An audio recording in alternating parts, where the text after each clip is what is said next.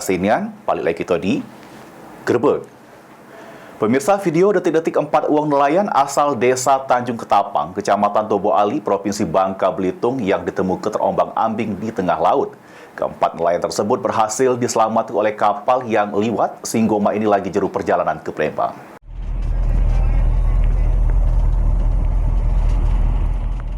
Inilah video detik-detik 4 uang nelayan asal desa Tanjung Ketapang, Kecamatan Tobo Ali, Provinsi Bangka Belitung yang bertolak dari Tanjung Ketapang menuju Laut Jawa untuk nyari kepiting.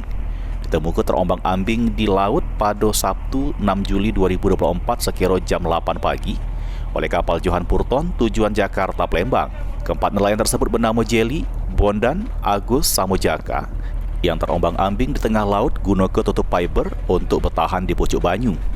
Sesudem kapal KM Lombok Taruna II yang dinaik ke para korban pas cuaca buruk ditabrak kapal jenis kargo yang ini belum diketahui merek kapal tersebut.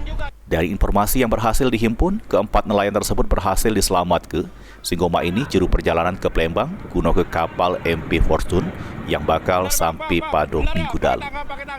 Lutfi, PAL TV.